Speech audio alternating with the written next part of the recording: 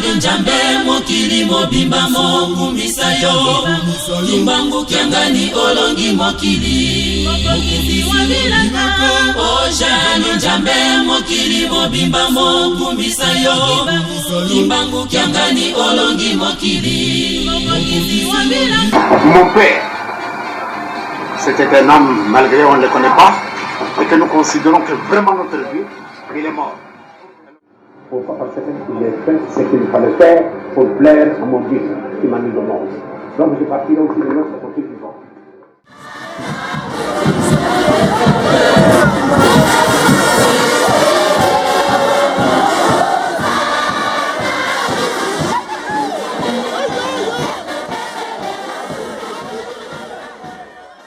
Ndenge Yesu alubiraki ya solo sokoto lani ndenge wana ndenge Yesu alubaki ete tolo kaliboso lo konjumba likolo mazo makopesa manabiso pano bolo kabo konjumba ngo mozala na boliro mozala bana na medeko mozala bana na misala makondeso misato bapesi isu yanga ndeko komisa misu batu minene sokoto zangi esika wana tolinga te paso na biso fusilate tokotikala kaka belenga paso na biso boye. Ojali njambe mokili mobimba mokumbisa yo. Kimbangu kiangani olongi mokili. Ojali njambe mokili mobimba mokumbisa yo. Kimbangu kiangani olongi mokili. Liloba na yo etoki koleka te kino kosalema. Solo ojali njambe kati na bato. Liloba na yo ekoki koleka te kino kosalema. Solo ojali njambe kati na bato. Ojali njambe mokili mobimba mokumbisa yo. Kimbangu kiangani olongi mokili. Ojali njambe mokili mobimba mokumbisa yo. Kimbangu kiangani olongi mokili. Liloba na yo ekoki koleka te kino kosalema. Solo ojali njambe kati na bato.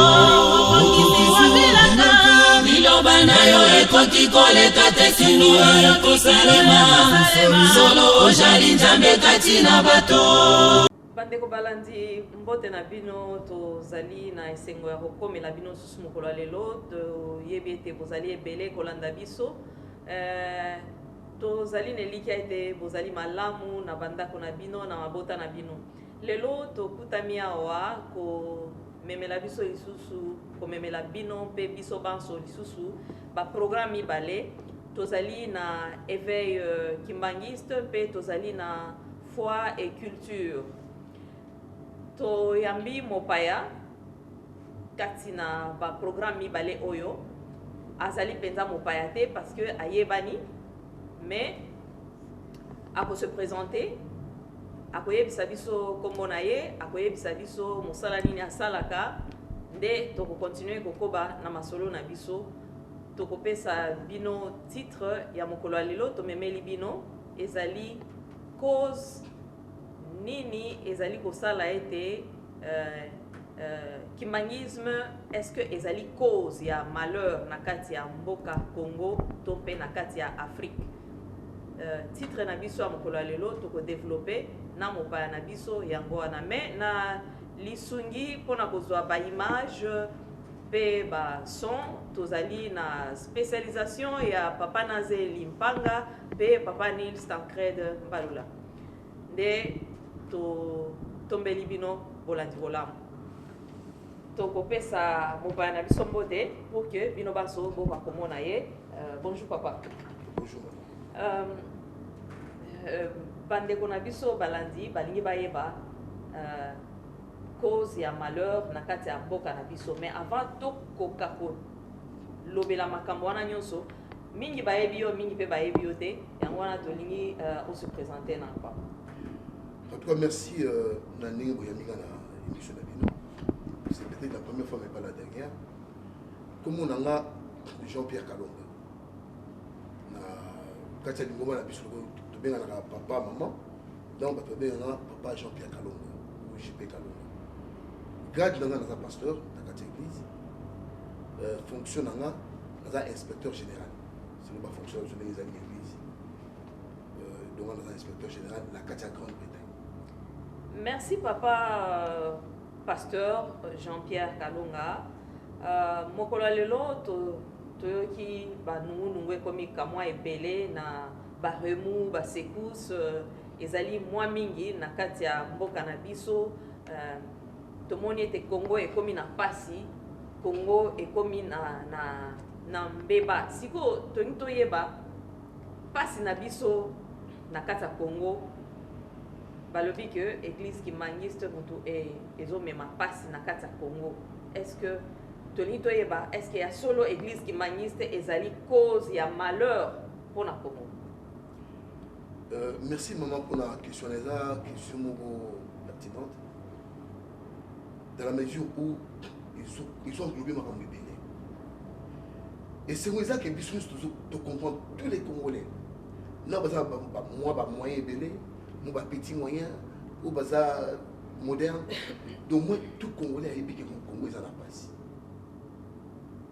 Il y a des choses à moi, mais souvent, ils sont à la passe. Mais, deuxième, quand vous faites la nafo, pour l'année, nous à la passe. Alors, on met tout dans la passe, peut-être le qui manque, l'église qui manque. Nous ne pouvons pas. Donc, selon les trop là. Alors, si on commune n'a pas sur le lobby, l'église ne peut pas. Est-ce que tout Congolais a qui manque? Est-ce que l'église qui manque? Et ça, l'église d'État n'a pas de non. Des maramoto sur là. Donc, réponse de ça là. Moi, je dirais non. Mais qu'est-ce qui leur pousse à dire que c'est l'église qui manque? Donc, il y a des effets. Si quoi, papa? Na yo ki ndenge olobi que église qui mangisi eza église ya état te na kati ya Congo, mais toza na mangomba boni à peu près na kati ya Congo. Si tozali na mangomba mibale to misato ou bien tozali na mangomba kamwa mingi oyo bon état qui mangisi na so tikala na expliquer biso na bato so na biso te tout ça ba chrétien non. L'église qui m'a dit, l'église de Jésus-Christ sur la terre, par son envoyé spécial Simon qui va. Donc nous sommes l'église de Jésus. Donc nous sommes chrétiens. Chrétiens, nous croyons dans la Bible. Donc, livre de référence la Bible, la Bible, si les lois selon la Bible. Et plupart, il y a Mangomba. Mangomba, ils ont payé dans la Katia. Il y a RDC, Congo. Je ne sais pas pourquoi plus sur Congo, mais c'est à la base. Tout ça, l'église catholique, tout ça, l'église protestante, tout ça, Armée du Salut. Tout ça, il y a des musulmans, il y a des bouddhistes, il y a Bakimangis, nous sommes là, il y a Réveil. N'en parlons même pas partout dans toutes les rues. Vous avez Bango, bateau Bimi Lelo. Ça mouvement, autour de la bangouziste, bien. Au bateau préféré le bas. Ça Bakimangiste, mais pas des chrétiens. Ils sont aussi là. Donc il y a encore un problème, qui se pose. Donc pour la bande, on a besoin de Landa. Donc nous sommes kimangistes. Est-ce qu'il y a une différence entre Bakimangiste ou Bazoloba? Bazokwa n'a pas passé mon qui manque, mais là Jésus dit, Nabiso a toujours dit, papa c'est mon qui. Et qu'est-ce qu'il dit la Bible? Ceux qui sont croyants. Maintenant, Nabiso, pourquoi le Bakaba qui manque, c'était, comme les gens le disent maintenant, au jour d'aujourd'hui, tout le monde doit aller dans Internet, peut passer sur Internet, alors moi lingi. Mais à se présenter, Belema a conviction, Belema a base. Sur quoi il se base pour le Baki qui manque, c'est pas malheur. Il y a. À la base, il y a malheur à quoi. Si papa nangai ndenge nini yo okoki ko défendre likambo oyo accusation o bazo ko accuser église qui maniste. Pona nini bazo ko accuser église qui maniste d'après bino? OK, d'après Bisso et ça le mouvement contemporain. Pas si il est qui. Bisso dans tout la passe. C'est pas grave, on Bisso tout dans la passe. N'a pas de comment la solution. Parce que moi journaliste, maman dit que la solution, n'a pas survivre, n'a pas la solution. Parce que différence des années. Les kimangistes, tout ça averti n'a pas. Kimangistes, tout y est qui passe ça les bosso. Donc tout ça annonce là, tout ça qui est maintenant y que tant que vous commencez des parois à 1000 mètres, tout beaucoup a la difficulté, mais il y a évité. parce qu'on a des difficultés aussi là, mais yo éviter. To comme wana, to comme les difficultés sont mis balé. Yo sur la solution.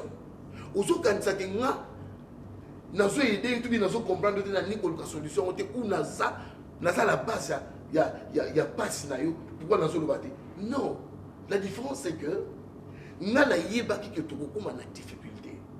Et puis nga na yebi que difficulté na aussi là, ce qui yo olani matamonanga. Problème c'est pas congolais en moi. Siko papa oliolo ba ke to komi na rond point pe na rond point wana banzela ezali ebele et que solution yo yebi ndenge nini kosilela rond point oyo nazoyeba lisusu na biso banso ezali kambwa ya sikate toyokaki papa Diangenda alobaki makambo ya rond point tokomi na rond point siko na église Kimbangiste biso nyonso tu toteyamaki avant tout na papa Simon Kimbangu na 1921 ndenge nini avant tokoma na papa Diangenda papa Simon Kimbangu alobelaki nini na 1921 kombo na ye nde ezali ya église Kimbangiste alobaki nini oyo ememi mobulu na kati ya lingomba na kati ya mboka. Tout à fait. Place où on est, c'est la différence biso na bandeko. Pour tout à l'heure on est papa Simon Kimbangu salaki. Les autres obéis tellement de solo na kota musibe qu'est-ce que papa Simon Kimbangu a fêté on appelle ça la personne et ses œuvres mais na so kota juste et le n'a pas sur tout ça non qu'est-ce que papa Simon Kimbangu a fêté. Na ba prophétie. Na ba prophétie là il y a un discours. Okay. Papa Simon Kimbangu avant Bakangaye, parce que Batata Iko Kangaye déjà na juin, Abani Moussala, peut-être que tu m'as yébité, Abani Moussala na avril, le 6 avril 1921, donc en juin, Bakolon va tenter Bakangaye. Alors parce que ce n'était pas le moment, Bakora il s'est évadé, il est alors armé au Tambola, de village en village. Alors tant que vous connaissez Kokaki, avant que il fasse son à se livrer, à se bien, pour me livrer, mais où parce qu'avec l'arrestation, tout ça, la période moko, tout ça, la période moko vraiment très difficile. Période où il y a ma casse, il n'y a pas ce collègue. Alors, à ça, le discours un matin, nous avons pour la rafraîchissement de mémoire. Ce qu'on permettra, Nathan a discours sur les lettres, nous sommes le discours de Simon Kimbangu du 10 septembre 1921. Le même discours. Tant qu'il a retourné la question en 1944, il a essayé de répondre à la question à paraphraser le discours en haut. Il y a un discours et même en 1922, il y a encore un discours. Tout toi, tu as sur Internet, na Google ou Betiango. Discours ya Simon Kimbangu. Na 22 p 44 azalaki déjà na Lubumbashi na Elisabethville. Na 22 azali na Elisabethville a outi kokoma, ils en a outi. Mais bateau ba moyen que ba tourner ba question sur ça, discours ils ali. Alors la 44 maintenant plus de 20 donc disons 23 ans après, bateau moko mi balé, ba outai kota ba Congo, ba kine kota naï. Bazali ba major Jacob le nom quelque part. Ba tourner, parce qu'on tout demander il y a dialogue question. On dit interview. C'est là où on va dire Masolo. Alors la compréhension va discours, écoutez-moi, Bambouille est belé. Pas seulement même pas qui manquent de s'embrouiller. Mais dans le d'abord un discours initial. Parce que les Alaki, ils m'ont abîmé un certain matin à lobby, à tenir ce discours sur l'avenir Congo, na Afrique. Tout découle de là. On préfère maintenant un discours. Biso papa pasteur akotangela bino discours mais biso pe tokolekisela bino yango par écrit pour que bomona yango tokolekisa yango na français na lingala pe na anglais ceux qui bolingi pour que moto na moto ayeba komizwela yango pour la bonne compréhension. Merci papa okotangana. D'accord, beaucoup excusez la version nazana yango awa eza ya français problème te nazo tanga yango bon eza forme la immunité. Voilà, il y a le 10 septembre 1921. Papa Simon Kimbangu Abimi a badé. Mes frères, l'Esprit Saint est venu me révéler que le temps de me livrer aux autorités est arrivé. Donc, Tanaï a mis Pessa écouté. Tenez bien ceci. Avec mon arrestation, commencera une période terrible d'indicible persécution pour moi-même et pour un très grand nombre de personnes. il faudra tenir ferme, car l'Esprit de notre Dieu Tout-Puissant ne nous abandonnera jamais. Il n'a jamais abandonné quiconque se confie en lui. Les autorités gouvernementales vont imposer à ma personne physique un très long silence, mais elles ne parviendront jamais à détruire l'œuvre que j'ai accomplie, car elle vient de notre Dieu le Père. Certes, ma personne physique sera soumise à l'humiliation, à la souffrance, mais ma personne spirituelle combattra contre les injustices semées par le peuple du monde des ténèbres qui sont venus nous coloniser.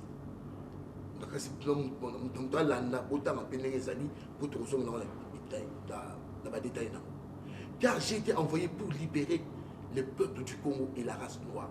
Voilà la mission. J'ai été envoyé pour libérer le peuple Congo et la race noire. L'homme noir deviendra blanc et l'homme blanc deviendra noir. Car les fondements spirituels et moraux, tels que nous les connaissons aujourd'hui, seront profondément ébranlés, assimilés déjà. Les fondements spirituels et moraux, nous avons les lots. Nous avons comment voix ébranlés et pendant la montagne respectant notre années. C'est ce que nous vivons aujourd'hui. Les guerres persisteront à travers le monde. Le Congo sera libre et l'Afrique aussi. Après ces prophéties, il y a libération à Congo. Elles ont continué. Mais les décennies qui suivront la libération de l'Afrique seront terribles et atroces. Car tous les premiers gouvernants de l'Afrique libre travailleront au bénéfice des Blancs. Après c'est une discours monnaie. À ce style donc pour vous la libérer. Mais le président de Sobaroya va travailler pour la Mindele. Et on dit à l'objet le monde moqué. Soit va travailler pour la Mindele. Quelles en seront les conséquences? Toujours continuer. Un grand désordre spirituel et matériel s'installera. Alors, désordre spirituel. Est-ce que vous imaginez ce qui désordre spirituel et s'imposer dans la population, dans la Badu, dans la président? Et là, on est au libre. Alors, il faut s'installer. Pour ici, là, toujours poursuivre. Les gouverneurs de l'Afrique entraîneront, les gouverneurs de l'Afrique, entraîneront sur le Conseil des Blancs leurs populations respectives dans des guerres meurtrières et s'entretueront. Donc, bateau yo ba konzwa na na conseil ba bindele ba kotina biso to bomana. Donc tozo bomana lelo assassiné déjà. Et ça sur ba conseil à bindele d'abord et puis deux perturbations sur le plan spirituel tout ça là. Azo continue. La misère s'installera et beaucoup de jeunes quitteront l'Afrique dans l'espoir d'aller trouver le bien-être dans le pays des Blancs. C'est ce qui est arrivé. Tout cette indépendance, alors, miser les côtés. Et côtés, juste sous le piment. Tout comme il y a plein de réfugiés politiques, économiques, parce que passe ça. Mais il l'avait déjà dit. Mais mon il a assumé ma cause, m'a en détail dit, à péter, pas de barougène, pour pas le vivre, madame. C'est ce que nous faisons aujourd'hui. Ils parleront toutes les langues des Blancs. Parmi eux, beaucoup seront séduits par la vie matérielle des Blancs. Ils deviendront ainsi la proie des Blancs. Dans un tel malade, on a expliqué l'eau. Où toujours vivre les lots. Maman journaliste, Froizoyo et Kamoussa Kinga. Je suis mon année Oyo. Tout que pour nous dans le cimetière. Congolais. Non, pas Congolais, toujours pour faire. Ah, tout ça dans la Grande-Bretagne. Au coup de pondi maté, à sa camarade a dit Tchassa a connu la salle de Koufi, alors on a soumis ses cornes. Ah, toujours que nous condamnons, tout ça que nos camarades, un Nigérien, à son Kamwabi, dans le cimetière. Elle dit ah, la première fois, ça fait plus de 20 ans que nous avons fait dans Boko. Malgré que nous avons fait dans le cimetière. De quoi tu parles? Ah, ben ouais. Nous avons fait dans le cimetière, nous avons fait Faraday. Ah, ben ah, mais Bissoumel, sincèrement, ce qui tout ça, la matanga. Il fait un mouton. Vous faites un mboka, matanga ya mboka, mais à Londres, dans la Grande-Bretagne, ils ont là, tout le monde fait c'est rare, donc, dans une chose, c'est mal, on a eu qu'à monter. N'a-t-on pas de bonheur. Et nous, les bêtises, la mouton à marteau.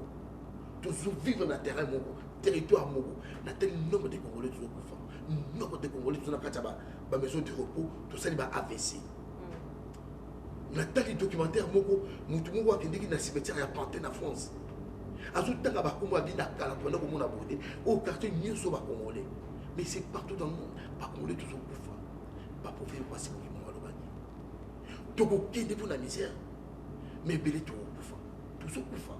Aloba epeli susu ke pona kata ote papa mbuta ba congolais mingi pe ba kozonga na mboka lisusu te. Ba kozonga na ba kokuta na susu na ba parents na bango. C'est ce que je veux dire là. Voilà. Qui ba musu ba kozonga te ba kokoma poids ya mindele donc ba kokoma musu na mindele. Ba koliama. Nazo kango tala ba ganaye. Tala ba indien. Tout ça dans la même territoire, c'est tout qu'on fait. Combien de matins nous avons ici passé? Et pour l'année. Alors les Congolais, il fallait tout va la bossonga. Parce que tout ça, est-ce que tout ça qui est professionnel? Dans mon temps à l'Obac, est-ce que après ça qui est cause? Après ça qui est solution? On ne place pas Congolais déjà tout dans mon boulot parce qu'un désordre spirituel s'est s'installer déjà. Ça c'est un élément très important. Dans le désordre spirituel, écoute, Satan dit, il y a une marque de continuer tout ça à la souffrance. Là, c'est pas moi qui continue à parler. Il y aura beaucoup de mortalité parmi eux et certains ne reverront plus leurs parents. Autour de tout de suite. Il faudra une longue période pour que l'homme noir acquiert sa maturité spirituelle. Donc, nous avons boulot pour la maturité spirituelle. Quand nous avons une solution, maman journaliste, nous avons souffert, nous avons complicité. Nous avons que plus que la maturité spirituelle, il faut acquérir une maturité spirituelle. Nous avons dit que nous avons dit que nous avons une blague. Pour nous avoir maturité, nous avons besoin de nous. Alors, il y a tout ça sur place. Nous avons expliqué le parenthèse pour continuer à discuter à papa. Tout le monde est sur la bande, partout, il y a des opposants, il y a des combattants, il y a des résistants. Maintenant, dans une discussion ou bien débat, il n'y a pas de parce que le papa c'est moi qui manque, mais Jésus-Christ. Il faut le bien que papa c'est moi qui manque. Papa c'est moi qui manque, papa c'est moi qui manque. Nous doit aider biso. Tout comme a dit tout qui démarre mieux sur tout ça, il y a la forme mais là il y a la biso. Mais dans ce cas moi n'est faut qu'il manque après aider bino. Beaucoup de gars kota suka. Besoin chez. Ni na komi na suka temba la moko, ouais besoin et le besoin luka. Vous avez quelque part c'est bizarre. Alors, vous savez faut qu'il manque le bique. J'ai rien à Jésus était.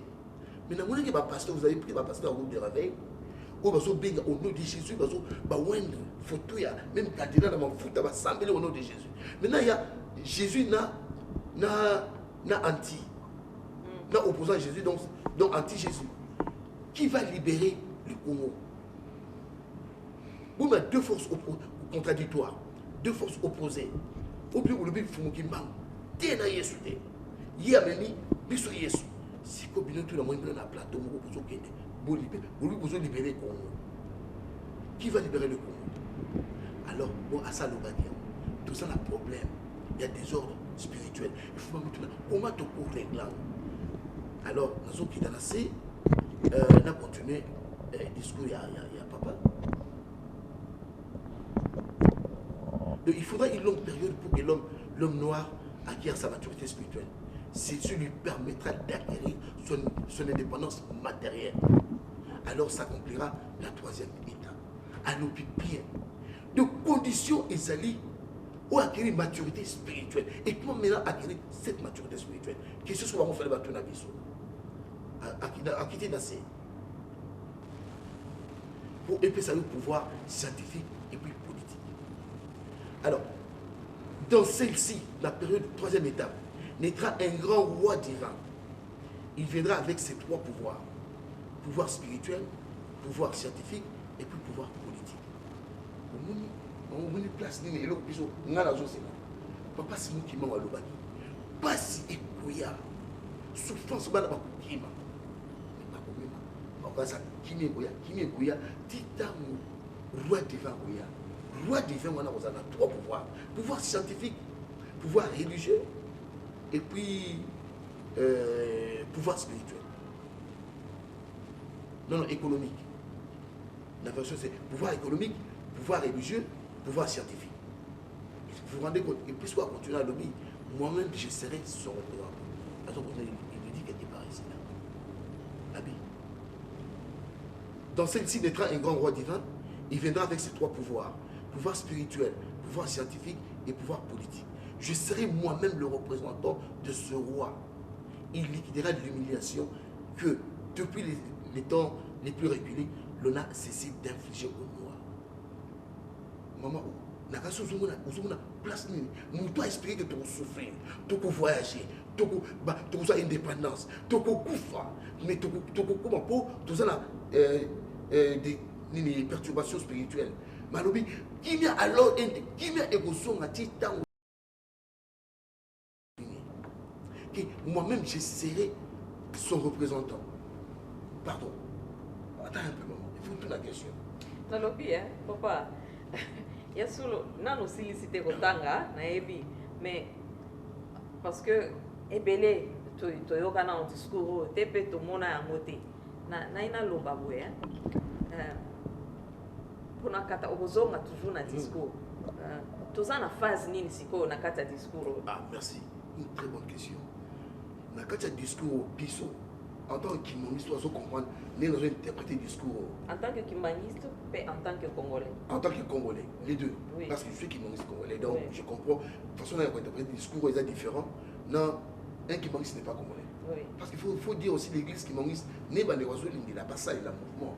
Non, l'église Kimoniste, il y a un Angolais, il y a un Rwandais, il y a un Congolais, il y a un Gabonais, il y a un Français, il y a un Belge. Ce n'est pas l'église, la nationalité, nous sommes opposés. Par contre, la Congo, pour moi, Congo. Ça, quand tu es Congo, il faut faire la différence entre l'église qui conquiste et le Congo. Mais au moins, parce qu'on est Congolais, l'église va aller au Congo, il y a un message précis. Dans le message où il place tout ça, de ce qu'on de l'église étape, il y a le premier président, il a parlé, il a formé le deuxième président, troisième, à l'obéissance, il naîtra un roi divin. Roi divin, on en a dit. Merci. Alors, roi divin dans son Rotali, alors qu'il a la représentant c'est-à-dire, il parle de son retour. Il parle de lui-même. Il ne peut pas représenter un homme. Il ne peut pas. Nous, toi, il dit déjà que nous, la bataille reculée, déjà, 60 ans, déjà, vous avez qui date des décennies. Vous avez tant que tu reçois indépendance à Rosalate. Mais la personne d'Aïb, sinon que roi divin, on a moutou, alors on a la représenter. Vous imaginez pas que vous avez dit que moutou, ça moutou ordinaire. Mais il parle que de lui-même, de son retour. Oui. Alors son retour, maman journaliste, pose encore un problème. Même pour les Kimongistes que nous sommes. Est-ce qu'à ça, Zongi, mais là encore, c'est notre sujet sur l'Ungi et notre débat maintenant entre nous les Kimongistes. Non, mais on requiert toujours qu'au procès un tout petit peu. Même prochainement, il y a une première fois pour les émissions OEP, ils allaient pas mal mais même prochainement, on requiert qu'au procès pour que parce que bana Congo bazolela pas c'est l'équipe bana Congo baebi que espoir ya Afrique et ko utande na Congo so yi Congo eza ko beba Afrique e obongate mais bana Congo na moment o bazonguluma Congo ezonguluma penza Congo eza na se mabemi ezali mbeba liwa maladie pasi nyonso wana tout église Kimangiste muto memi yango na kati ya Congo ba accusation yango wana sikoyo discours oyo olobi que tozana phase ni toyoka bato baza bakokufa ebele phase ya liwa phase ya nzala phase ya pasi esika nini tozali pe yebisa biso roi divin wana oyo akweza ye moko représentant il sera le représentant de ce roi divin lui-même il sera le représentant elingi koloba nini po yango nde yesu azalaki koloba baparabole. Voilà. À toi, vous clairement. Mon dit, maman, la gloire de Dieu, c'est de cacher les choses. Et celle des rois, c'est de les sonder. Même Apocalypse, il faut toujours qu'il y ait un interprète. Il y a toujours une prophétie, et puis prophétie de fait, il y a toujours interprété. Namouto et ça mêlé à interprétant. Ce n'est pas tout le monde. Question de tous les âmes à l'âme, Congo toujours souffrir.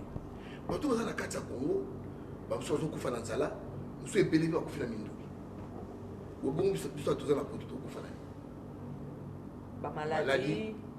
Maladie spirituelle. Donc, anemo toujours kufa. Cause donc tout ça destiné à lui, toujours kufa. Le roi va mourir. Et belé ba ndenge to lobi désordre spirituel, papa lobi désordre spirituel et kokota. Et belé ba mité ki bango moko. De to ba que mais ba comité kamili mona bango moko pour na kozwa quelque chose à manger, un peu de bonheur.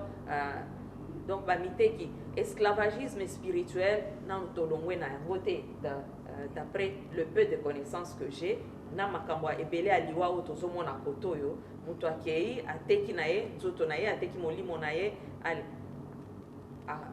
na esclavagisme asigné bapate akei kokoma moumbu ya Satan.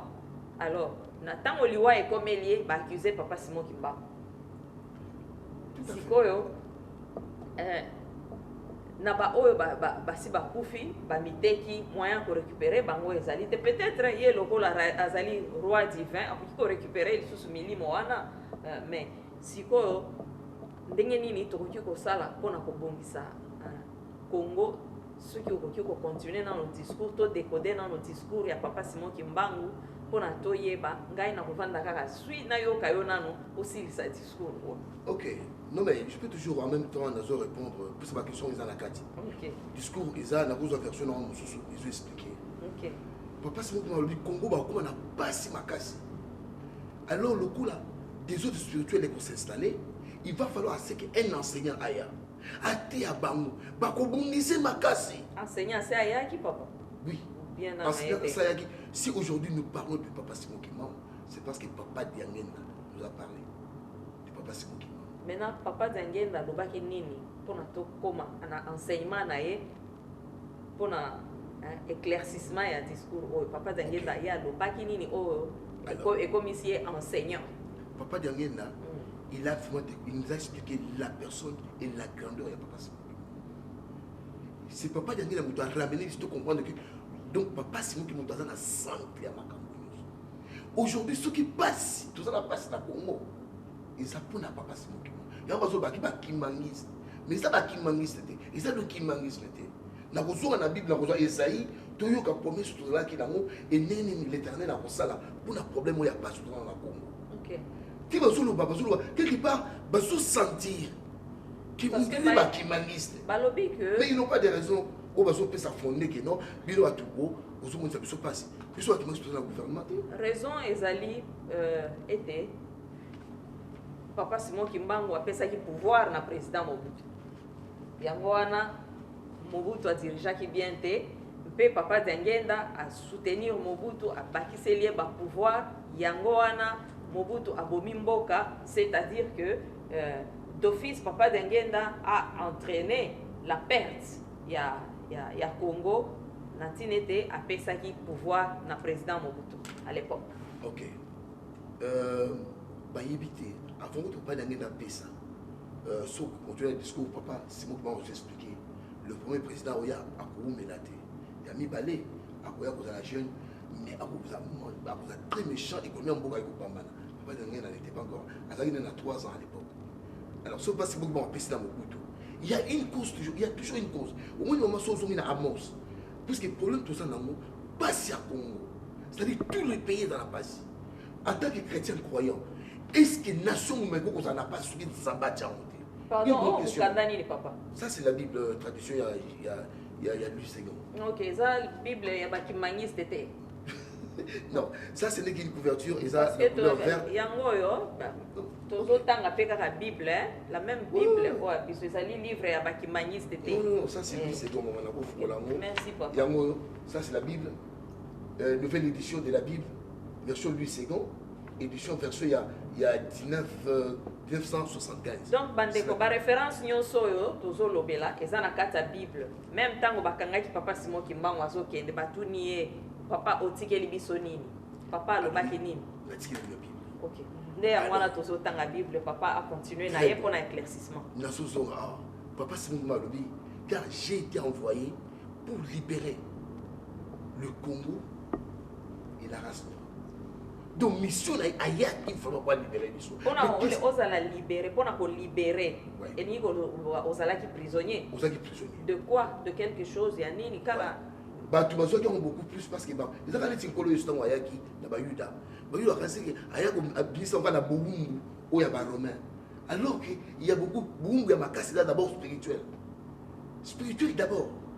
Et puis le physique matériel et ça après. Bon, bon, alors, Tingolé a couffé. Bah oui, non, mais c'était pas le Messie. Messie fallait du Messabiso parce qu'on a l'indépendance. Alors que le Messie, le quoi va dire qui était, à l'Obina Bamou, ce royaume sera ravi, sera donné à un autre peuple. Et ce peuple-là, en rentrant les fruits, il y a un royaume, et ça, il chuté vers Bissot. Mais les Congolais, ils ont compris, tous ont prié, mais vous avez battu pour bander les wapi. Mais dans ce cas, tous ont la prophétie, ils ont la carte d'Isaïe. Nous avons mis à Zouloba pour la pays, nous avons mis à Bissot, Afrique, l'Égypte. Quand nous avons été un libérateur, maman, un homme ne peut pas libérer un homme. Non. Un homme ne peut pas sauver un homme. Il n'y a que Dieu qui peut sauver. Il n'y a que Dieu qui libère. Mais dans ce verset dans la Bible, tout à l'heure, nous avons atteint les bateaux libérateurs dans le pays d'Égypte. Après, c'est vraiment punition. Et il y a aussi les savants. Alors, on a discuté pas ces mots qui m'ont. On comprend que c'est la même personne qui parle. Parce que c'est mots qui m'ont expliqué. Et puis, tu vois, pour Nanini, tu as la chicote dans le Congo. Dans ce livre d'Isaïe, 19e verset, il a 25e. Il est en français. En ce même temps, il y aura un hôtel à l'Éternel au milieu du pays d'Égypte. Parenthèse.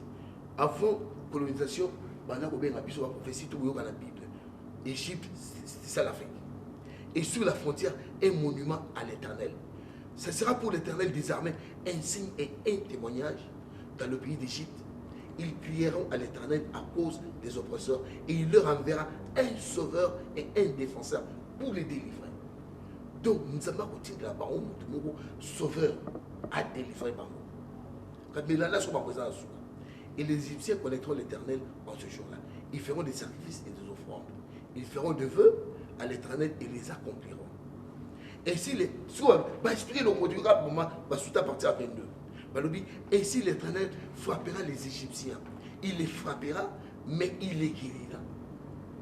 Maman, je vais nous autres une question. Dans la Bible, les Égyptiens, ce sont les Africains. Et puis ils ont même hors de Torosala. À tenir les libérateurs.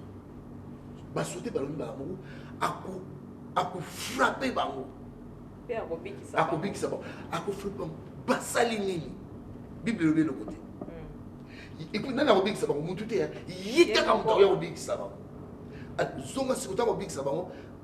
Et beaucoup mako en ce temps même il y aura une route d'Égypte à la Syrie. Donc route c'est là où c'est l'Afrique et la route à Syrie se représenter Europe. Les Assyriens iront en Égypte. Pas toi pour toi au Kenya l'Afrique et les Égyptiens à la Syrie et les Égyptiens et les Assyriens serviront l'Éternel. Alors il dit, en ce même temps, Israël sera lui troisième. Nous avons fait ça la ordre. Israël, le Dieu d'Israël, a quoi la troisième position. Puisque nous avons ça, à ça, c'est notre prophétie dans Christ pour rejeter le Messie. Cause nous avons pas rejeter le Messie. Donc, on va rejeter le Messie. Nous avons des côtés Moussous. Alors, Égypte, qui est l'Afrique, nous avons que de n'importe où Afrique, au milieu du pays d'Égypte. Donc je descends vers le milieu du pays d'Égypte, on voit maintenant l'Afrique centrale, donc on parle du Congo. Si Dieu va descendre là-bas, à copiner le bambou, à frapper le bambou, mais pas ça. J'ai trouvé la Bible, nous tout attendons avec les hommes. Ça veut dire réponse. La question est on a Bassalini. Ah, Bassalini. Ah, n'a pas sa réponse. Ok. Non, on peut s'accalater. Donc, ça, c'est vraiment dans le humanisme pur. C'est simple. Donc, pour la Nini, c'est l'Éternel a dit mon libérateur. Et puis, ils m'ont frappé par mon ressource. Qu'est-ce qu'ils ont fait? Pour tout le Congo, il y a toujours ébattu. Bon, à bête, ils sont congolais pour la Nini. Ah, voilà. Puisqu'il nous a envoyé un libérateur, et nous l'avons rejeté. Au lieu de l'Ongola, le royaume, et que les côtés Moussoussou, à ce chicoté biso, et puis ils m'ont à Gosson. Pour penser à plus loin. Alors, et la Gosonga, n'a modèle la Gosonga là, n'a la évité, il y a un tout là qui a passé. Yo solé là. Attends, wa Gosonga, pardon, papa Nangai, attends, wa Gosonga, pour na, aya pour libérer biso. C'est-à-dire que tu as la mesure. Aya pour libérer biso, tu bouiller, tu rejeter, mais là, alors, à chicoter biso. À chicoter biso, c'est quoi? Maintenant, c'est quoi? Paplé et ça makasi, paplé moyen. Tous en médecin ah, mais c'est plus le médecin parce qu'il a dit Congo, puisque des autres spirituels sera installé, Congolais pour souffrir pas signé aussi la tita au roi de Vagoya. Mais si vous avez belé à Congolais, pas simbi simbi bakisi. Soko tali na mangomba et belé. Nyon surtout papa na limité. Banda na première rue, si ceux qui n'a pas 13e bien 16e rue na limité, il y a combien de rues là? 17e rue. Tous les pasteurs, bango bazali ko accuser l'église kimbangiste. Mais biso pe tozali na ba preuve que na limité. Depuis première rue, 17e, j'assume ce que je dis. 17e rue, par côte ici, Rose Croix, na kata mangomba na bango yaba église de réveil. Rose Croix, franc-maçonnerie, les cultes d'angélisation, les banigno, tout ça, babilo quoi, monde mystique, ba côte ici na mangomba, pona kozwa bandimi ebele ko maîtriser milimo ebele azali alors bazali ko teka milimo ya bana tata nzambe bazali ko teka milimo ya ba congolais na Satan. Donc il suffit kaka otie makolo na mangomba wana bana ebele bazali ko bunga ça on n'en parle pas au Congo, ça on n'en parle pas. Alors kokoti ça Satan na kati na mangomba papa Simon Kimbangu azali na kanda makasi yangwana ngana yebi. D'après le peu que moi je connais, c'est que mon panga na Yahweh ezali kati na biso, likolo na biso, yangwana ezali ko ravager biso. C'est ça notre maladie. Voilà. Alors il a expliqué. L'habité maman Zouzou Anasima, quand on s'est là, na Congo, conférence nationale souveraine et Zosalama, ma parti politique, Kendeki, Kotala Papa Diangena, UDPS Alikaki, parce qu'il y en avait que deux, opposition UDPS. Après, papa Daniel a eu micro à lobby. Pour le maison, on a conférence nationale de souveraineté. Bamboura, mon souci, tu vas salir dans la conférence, conférence nationale de souveraineté. Conférence des Apunade, conférence des Ali, la crainte de Dieu, c'est le commencement de la sagesse. Donc, aussi longtemps que tu tiens ça en place, alors rien ne va marcher. Pour être plus précis aussi longtemps qu'on ne donne pas à Papa Simon Kimbangu la place correcte dans le pays ou dans notre cœur en tant que Congolais, Mbokawana et Kobongate. Alors, mais justement, c'est ça, c'est pas la réponse. Aussi longtemps que Simon Kimbangu n'a pas sa place au Congo. Alors, Ekosonga, Ekosalama que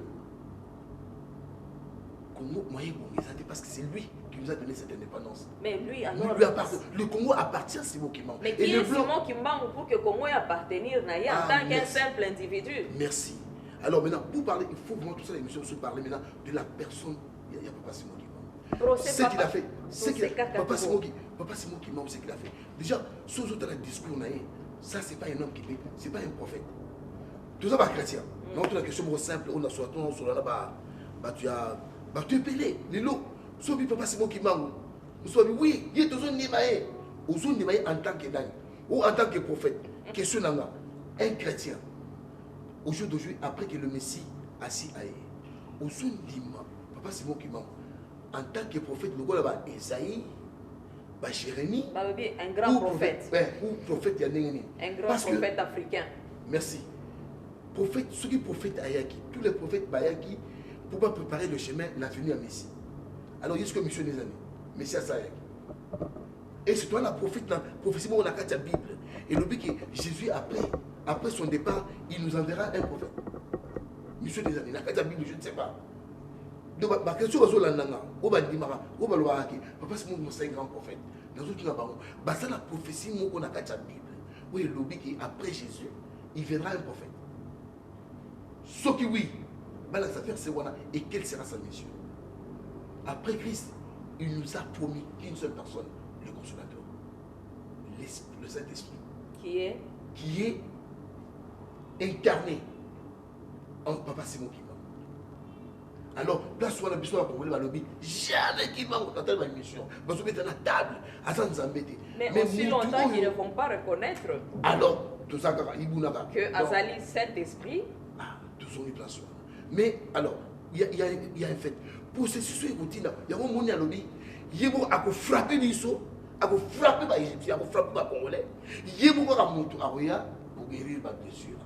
Donc, il y a la clé. Donc, à se faire connaître si vous Maintenant, nous avons des prophéties qui vont se faire connaître maintenant, même des forces.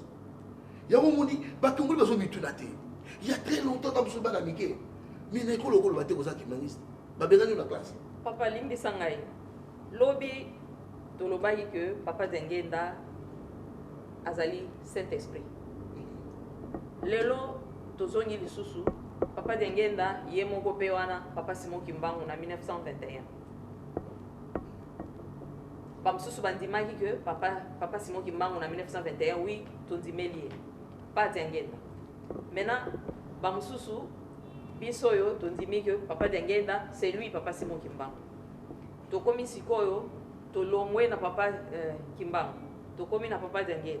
Siko tokomi susu na Papa Kimbangu lisusu, yewana akomi lisusu Papa Dengenda, Papa Simon Kimbangu na 21. Siko est-ce que tozui liboma te bakimangisa?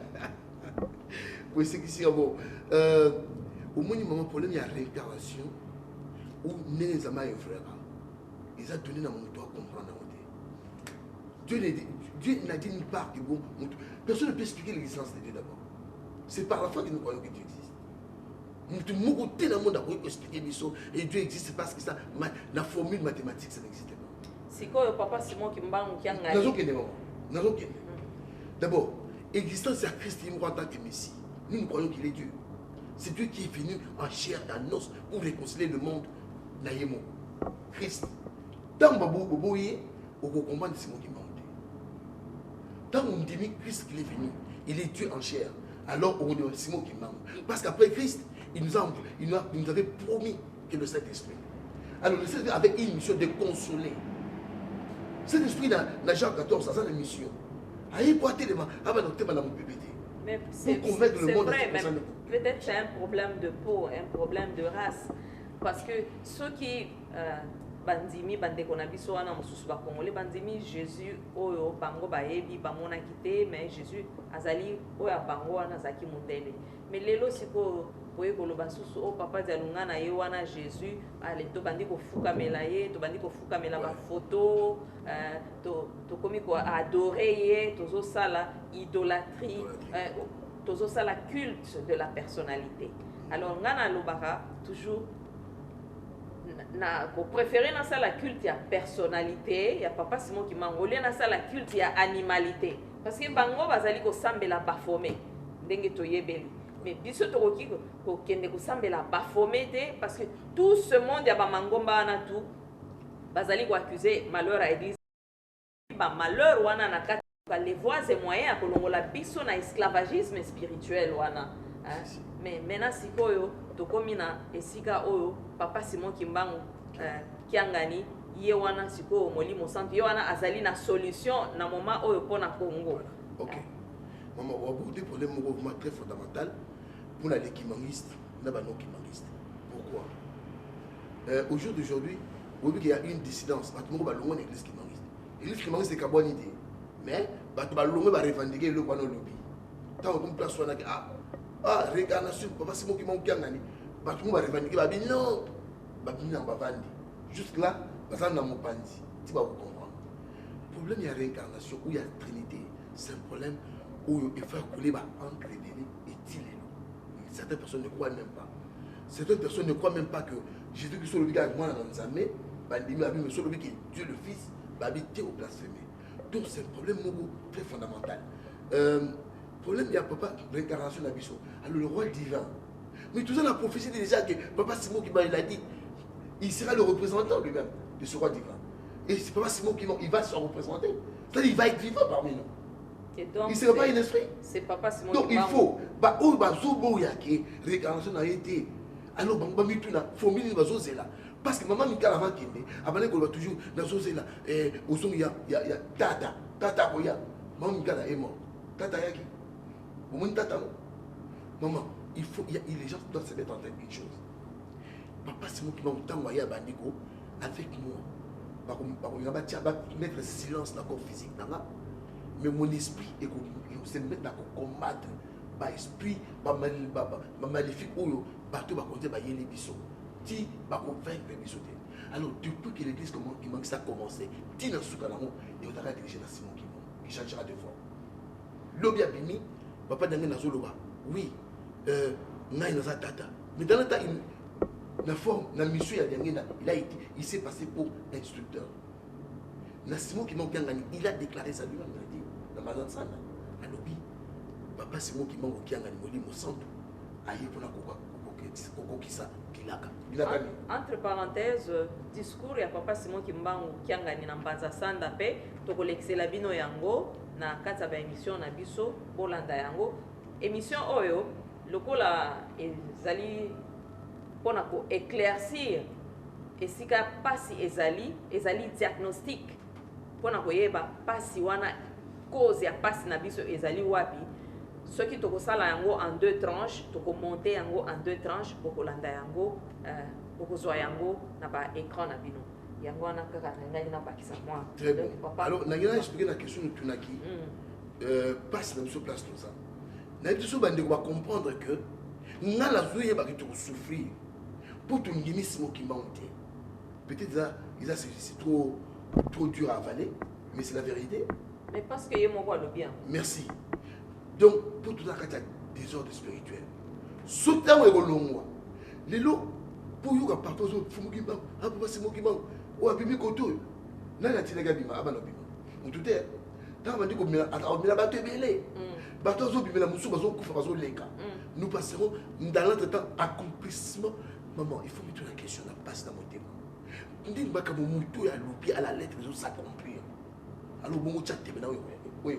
Alors, on place le moment là, bandit. Donc, c'est qu'il y a un problème. Le peuple est représenté par le gouvernement. Parce que vous devez tout le monde mais oh, les gens qui m'ont dit c'est vous qui m'ont déjà. Vous est-ce que vous devez sauter là? Deuxième question, pourquoi les kimbangistes ne se prononcent pas? Pourquoi le kimbangisme, l'église kimbangiste ne se prononce pas vis-à-vis à la crise politique na Congo? Ok, merci maman. Ils ont dit, moi tu as une question. L'église mais maman, l'église visible doit vivre en parallèle avec l'église invisible. C'est-à-dire l'église tout au moins dans la genre apocalypse. Obima bazo mutuana zo ba église ba manifestation. Tobi mana balabala to bala ba ngaki manifesto ba benga église qui mangis bosu ba mbunda bokoti bokende bo manifester. Na mona kina Kinshasa soye komi minuit allez Monseigneur a bimisi a bandiminyo so bino na 12h juste zoa bambunda ba bifiniku banda ko beta bubu wana nde film bozo beta président pour que abima ou bien so comme minuit ko bandi ko beta bambunda bubu et bimi bazo benga ngofoué donc mais est-ce que en tant que chrétien vous avez versé mon Bible et ceux qui bituma moyen parce que na mboka na bino bon obeta ba mbunda na me fini ko ba nzungu ele là pour vous libérer. Mais alors oui pour le monde toute confusion monde tout ce qu'on a n'est pas seulement avec des désordres spirituels. Ou ça même arme spirituelle où ils ont pour combattre. C'est comme si vous avez sur la guide on dirait ton Christ ne te parle plus. Quelles sont les armes spirituelles que nous devons avoir? Mais ils ont la carte éphésienne maman. Ils ont différents. Mais alors, mais ce qui vous a là, guide, l'esprit guide. On Apocalypse. Tant Jean Apocalypse, ange a s'adresser, là-bas ange à l'église. C'est comme si, ça croit que chaque église, ils ont la mission pour les anges guidés. Donc c'est ce qu'on appelle l'église invisible. Ce qui est l'église invisible et spirituelle, et ça la mission est indibino. C'est là où on a été. Ce qui est besoin de pour tout, il a besoin de remplacer pour ça. Les autres, Jésus va dire que ceux qui ont des oreilles pour entendre. Matou ya molimo. Ceux qui matou ya molimo yoki, ba ko comprendre que fito songa. Ah, to kumia ko bunga tu fito songa la Simon Kimbangu. Simon Kimbangu wa pinankamba. La discours a précisé mikolo ko ya na kombo nanga ba tu bene ba ko lobela na faux et puis ba Kimbangu pe ba bimi ebele papa. Mais alobaki yango na 44 alobi. Ba Jésus ba bimi ebele. Merci, il avait dit na 44 alobi mikolo ya kombo nanga. Bakosel lango batebele na pied musu ya na ballon mais beaucoup y bango il y aura des faux et des vrais. Donc tout le monde qui prononce Simon Kimbangu, c'est pas la même personne Simon Kimbangu. Faut la pas. De quel Simon Kimbangu tu parles? Ce qui est Simon qui de quel Jésus? Alors, oui, quand tu dis Jésus, en passant, je suis quelqu'un qui croit en Christ à la manière de Simon Kimbangu. Ouais. Donc, Christ, Simon Kimbangu va présenter, il y a dans quoi. C'est pas où ils ont quand il y a mon délecté. Au nom de. Non. Il prononce chaque fois que c'est au nom de. Non. Ceux qui comptent au nom de Gégé, ceux qui au nom de Nini. Alors, maman, oui, dans Isaïe, ma précisité, lui, à vous chicoter, il m'a appris, il y a un principe mal. Après, tu peux piquer ton roi divin. Est-ce que le roi divin ça y est ou pas? Pour la banque, pour la oui. Tu peux y aller, toté. Et comme ils sont, tu peux répondre. Mais avant le programme, voilà ce que tu veux. Donc, il y a des rois divins. Ah, le roi divin c'est Dieu. C'est pas ça mon tout est. Donc, Papa Simon Kimbangu, le Congo. Papa Simon Kimbangu, le Congo, il ne peut pas être représentant d'un homme ou d'un président, non. Il peut représenter que lui-même en tant que Dieu. Ok. Donc, Papa Simon Kimbangu qui a gagné. Autour de la réincarnation, Papa Simon Kimbangu, c'est lui Dieu. C'est lui le grand-père. C'est lui le grand-père. Sur le plan spirituel, il n'y a pas de différence. Tout ça, là, témoignage, tout ça, là, message mêlé. Alors, solution. Peut-être la forme de la cause de malheur. Peut-être la forme de la cause de mais toujours nimé la été. Vous comprenez que ah, témoignage, oui, qu'on a la solution. Mais pour les besoins, ils sont là. Pour la nini, vous soyez. Dans le Bible, le président Kabila ndako na Kamba, au bandisi alors que il est à Zobo Mamboka, mais Mobutu pe balubaki abomaki susu mboko, mais c'est tongela ki Mobutu ndako na Kamba. Ok, maman. Mais totongi nzo mintinu peut-être ya kwana. Eza omuni mutu so nakata passe. Nanga muno konanga au bloquer ngate, je peux dire tout ce qui me passe par la tête. Il a beau profiter par mieux sur la ligne, on doit stopper dans la tête. Mais la réalité, et puis pas c'est moi qui m'a dit qu'il y a héros. La désordre spirituel, comme un très méchant et puis ma prophète, ma maman vous allez bien, il a ça très maillé les maman. Alors il y a pas que bateau va comment la étape. Maman, est-ce que vous avez le sourire à température ça dit 50 degrés Celsius. Tu vois bien 60. Mais ils a pas cité pour comment bon. Donc tu as marqué là pas ma business. Ce gars température est matique caca, fièvre pas ma grippe. Aux autres Guinéens, ce va quitter ça. Donc Dieu est capable de tout. Quand tu as dit que tu as marqué les bouts, tu vas apporter solution. Tes solutions, ils ont la gamme. Gamme à la dernière. Batou Bazali. Moi, je n'ai pas le mélange à tes écrans. Au Bayipi. Les blancs ne le disent pas. Et puis, Bayipi, Batou na Baslingi, tout ça, dans mon boulot, pour solution, ils ont raté. Mais c'est parce que papa, c'est moi qui m'a envoyé. Après, si je suis temps, pour corriger, avec les barrières, dans ma maman, tout pas mourir, alors il m'a souillé à la fin. Et on ne peut pas se le baguer. Ils ont sous mon cicatrice. Président Kabila, président Mobutu, président Kassavou. Mais il y a encore président Mouzé Kabila. Mais il y a encore un 5e président, 6e, 7e, parce que comme ils ont la République, ils ont la royauté. Et puis tu vas continuer. Tu vas continuer. Mais il va falloir que le président va dépendre de la roi divin. Okay. Ce qui va dépendre de la roi divin, on va combattre. Alors, tout ce qui passe dans le Congo va dépendre. On a mis tout souffrir. Ce qui va dépendre de la roi divin, on va combattre. On va pas l'hôpital tout l'hôpital. Ce qui va ça soit tata. On va rappeler bien. Tout à la roi divin. Comment procéder les années. Tu sais la procédure, tout ça déjà. Mais souvent on va limiter. Tout à l'heure, il y a un film où il y a parce qu'il va frapper, il va guérir. Parmi les différentes procédures, papa Nengo Zali Kolobelango, est-ce que les alliés demandent de pardon? Oui, mais il y a beaucoup plus d'étapes dans le quartier de l'église. C'est une civilisation.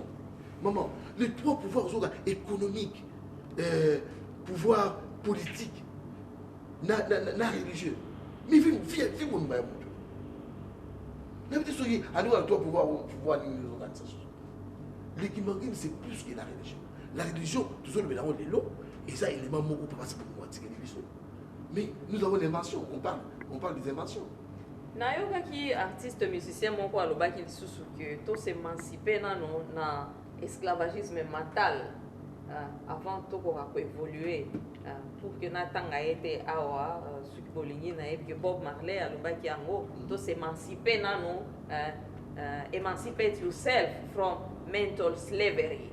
Donc to s'émanciper nano na esclavagisme mental o tozali na yango ezali dépendance na babiloko nyonso to biso to lokoti na par-ci par-là nini wana ezoboma Congo pe Afrique na moment oyo toyebi ke toza na emballage, mauvais emballage, mauvais héritage oyo tolingi kotika te papa oki ko expliquer moi moke maman merci pour donner mon bakisi wana mais ils a pas étape pas éviter parce que c'est kotika so tali passer au commande mais on ne fait pas toujours la même chose ba étape ils payent ça dire étape ko compliqué ba mauvais emballage on est au Québec de force.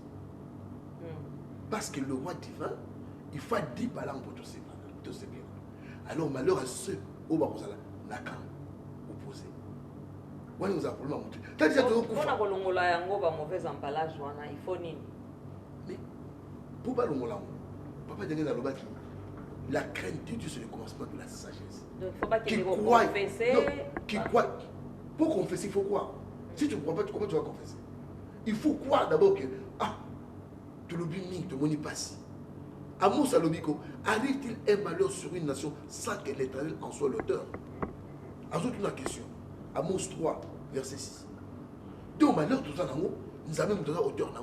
Pour quelle cause? Sous de cause, parce que nous avons rejeté notre libérateur. Alors, tout le monde tout à la si, on n'a pas su. Il fallait maintenant démarcher avant nous soit ça là. On va zone dimater. Ce qui va bailler bien dans ça, bailler pas d'habitude. Allez, tu es dans la bataille, papa, tu es. Puis nous devons passer l'équipe. Pour se dire, nous, on peut s'habiller, nous allons pas monter dans l'équipe, tu es dans mon parti, dans mon laï. Nous devons la souka, nous séparer l'année, tout ça divisé. Nous devons séparer la photo, nous devons c'est moi qui m'a monté. Nayo qui ne comme journaliste à lobby que biso tolobi bolingo mibeko pe misala na bolingo tozate na mibeko tozate na misala pe tozate.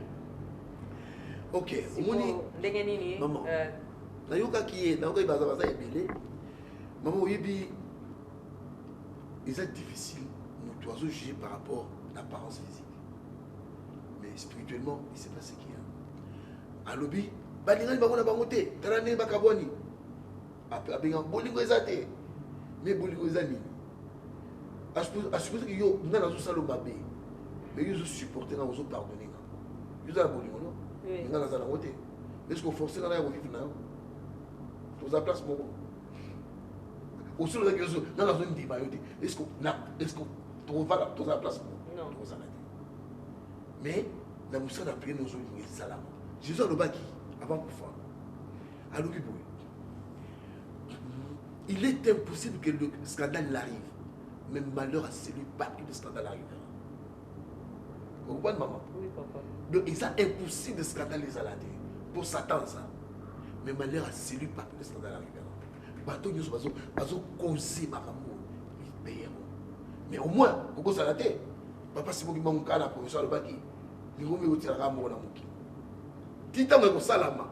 Démarche, wana. N'a pas bien. Il y a un ok, mais est-ce qu'il faut biso tout au bima parce que ngana yebi que toza na mokonzi o atambwisaka biso soki tokotambola biso soki papa simo ki mbango alobi totelema biso totelemi soki papa alobi tofukama biso tofukami parce que ye mutu azomona nzela nini yazotambwisela biso pe modèle nini azotambwisela biso soki asiliki biso tolali na se tosengi bolimbisi biso tolali na se toleli mais soki alobi esili tokendele boye biso tolobi ingeta maintenant sikoyo na ingeta oyo tolobeli boye donc azofouete bakongole biso tolobi ingeta non il y a une bana ebele bazokufa biso tolobi ingeta il y a une différence omoni ntango nzambe azoloba wana kati ya Isaïe alobi ke ako yimo ako punir bango nalobi former la punition. Il faut y avoir donc le salaire du péché c'est la mort. Au coup il faut éviter à monter. Non c'est-à-dire accomplir volonté. Soit sa volonté il faut chicoter. Mais moi Je vais dire, ah, Ingeta, papa. Non, je ne peux pas dire, que non, tu es honneur à Ingeta, tu vas souffrir. Mais non. Parce que, mais c'est ça justement, et si quand passe ses alliés, en voit, non, bamba qui papa d'Angé dans ma banque. Ah, puisque, justement, à toi, pour comprendre, il y a un petit qui, papa, il va arrêter pour une mobutu ayaki, à qui t'a dit non, mobutu qui n'a pas d'abord, qui n'a pas d'abord. C'est vrai qu'il y a un qui paye, qui mettait à qu'est-ce qu'il avait déclaré. Bino moto bomona lali awa na lobi azali prophète qui mangiste bolo bakabopeli tata na ye mais na lobi ki ye alali awa azali prophète qui mangiste lokola tata na ye mais a moya ko ta ba détail nyonso ça te azali na émotion na makambo o amoni mobutu amona ni mobutu alors bien chrétien catholique ou télémia donc mobutu c'est pas qui mangiste mais ayebi papa d'angena amona nini ayebi ni so vous allez les missions se sont parler. OK. Papa, maintenant, si question Nazanango Awa et Sali, que dit la prophétie de Papa Simon Kimbangu à propos du 4e président? Ok. Ce que Zungi, oui, la profession d'attendre en 1921. Papa Simon Kimbangu a été président. L'investissement n'a pas aussi, ça y est, autant à nous. Ouais, bon, enfin, presque. Donc, la résumé, on peut. On est sur le là-bas. Ok. Papa Simon Kimbangu a pété le solo à l'obi dans mon 3e président, Balamourou, où il a dit, a pété le solo à roi divin. Il n'est pas dit qu'il est roi divin à 4e président. Il n'est pas dit que donc, tu as 4e président, tu as 5e, tu as 6e, tu as 7e.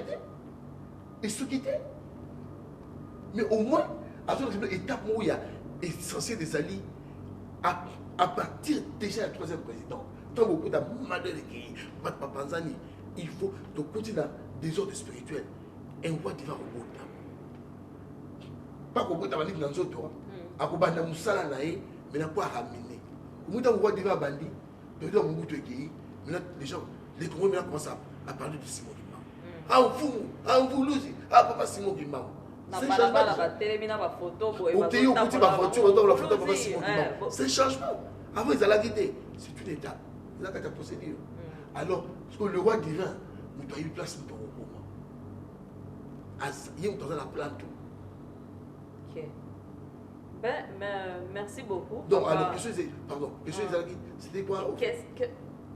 Que dit la prophétie à Papa Simon Kimbangu et Zolo Banini pour la 4e président? Maman, si vous avez un discours, il y a une interview, ils ont montré sur la question-réponse.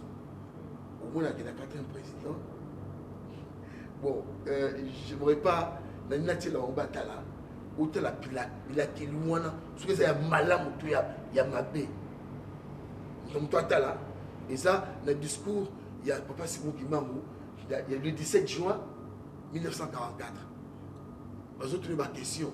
Où tu as là. Bon, où c'est bien, c'est bien, il faut m'y tourner. Et les autres, déjà en prison. Si il y a dans la prison, tu vas pas là. Parce que solo la Simon. À tous les minutes, il y a des Bakanga qui habitent.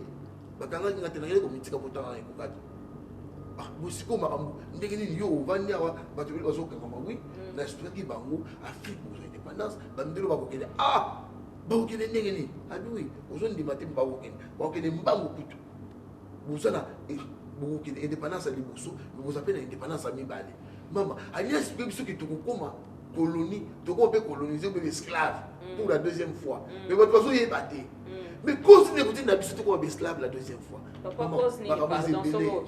pardon kaka lobana no pose wana ezali nini est-ce que tozali déjà tant vous rejetez déjà libérateur par conséquence tout est comme possible alors tout soumis l'esclavagisme dans mibale donc la forme ni papa d'Angena a annoncé quelque chose à 4400 ah non alors non wana exact depuis la rêve l'homme noir en général tout ça n'a besoin à 4400 ans bon siko colonisation sous ekoya lobaki kozala plus il y a 3 siècles sur l'autocité. Ami les noirs du Congo sont l'autocité d'Afrique. L'autocité n'a été. J'ai été libéré, j'ai été envoyé pour libérer le Congo et l'homme noir. Maman, ce qui l'autocité était aussi été. Tout sur l'esclavagisme pour 3 siècles. Donc si on est tous aboyés, ce to sali faut pas 300 ans to beti en haut. Voilà ngate. Voilà l'oublié. Ce que vous avez dit, vous avez dit, vous avez dit, vous avez dit, vous avez dit, on ne peut pas donner dans le bas sur le net, sur la ligne, il y a l'obligé d'envoyer pour libérer. Avec nous autres, nous avons un frère, alors nous avons un bandi tout malin.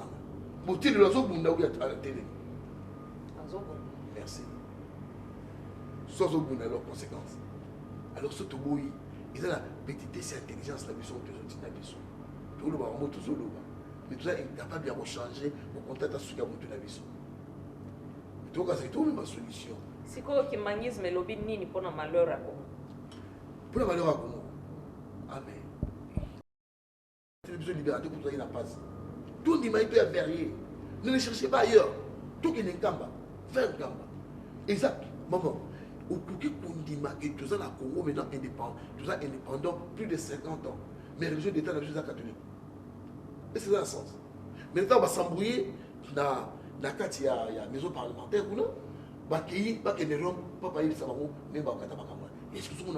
C'est inconcevable. Mais pourtant, nous avons notre propre religion. Les gouvernements n'arrivent même pas à prononcer ça. Ça, c'est un problème encore. Mais il y a solo bandeko balandi boyo ki makambo ya somo ya pasi pe ya mawa ndenge tozali kokende na yango na kati ya bémission mibale oyo na yebi que bozolanda biso na bokebi penza bato oyo baza koluka ba solution pe moi ba réponse moi ba éclaircissement et kosuka a lelo te papa pasteur JP ayebisi biso d'éclaircissement ndenge yo surtout assez pour monnaie pour na koyebisa biso sans mâcher les mots.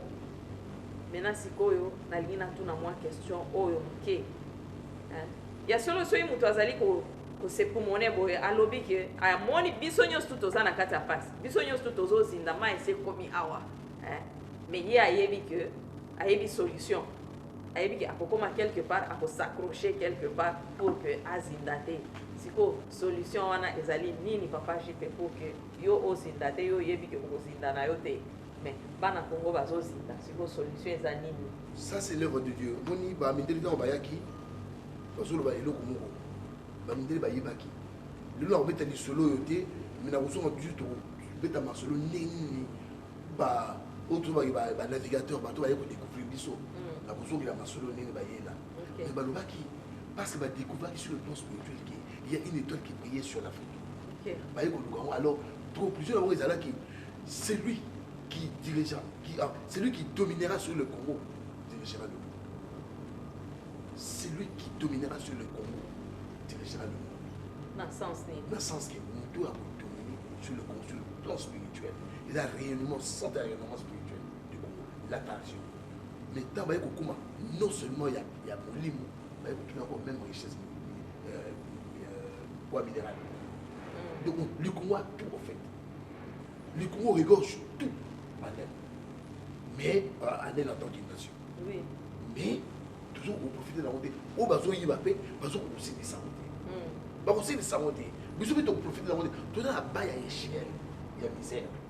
Au bateau la Congo va construire la massage, c'est dans la salle. Ils sont tout pour faire la maladie. Quel est le Congolais? Mais papa. Alors, Baya, tout qui est un camp. Solution, on soit exacté, je n'aimerais pas marcher les mots. Baya tout qui est un camp. Ok, merci beaucoup. Bandeko boyo ki boya to ke nenkamba. Mais bato mwindu misusu o baza pe na bamboka misusu ba yebi kutu ata Afrique te na batia makolo na Afrique te. Baza concerné? Si, de long ou de près, pas seulement comme le baki. Donc noir nion soza qui manquiste. Noir nion so azali qui manquiste. Après ça que tu professeur le baki au moins le noir américain ba manonzo. Musala wana we ko sala ke kuna place bazali ba bolamba ba hotelema. Est-ce que Basi Babandi Boson? Oh, si Babandi déjà depuis très longtemps, pendant que Badiangé Nasa, déjà Moko na Moko va découvrir, va se séparer, va se songa, mais qui va se en vague, n'a nous goya. Parce que c'est un roi divin. Ou il est Dieu, ou il est Satan.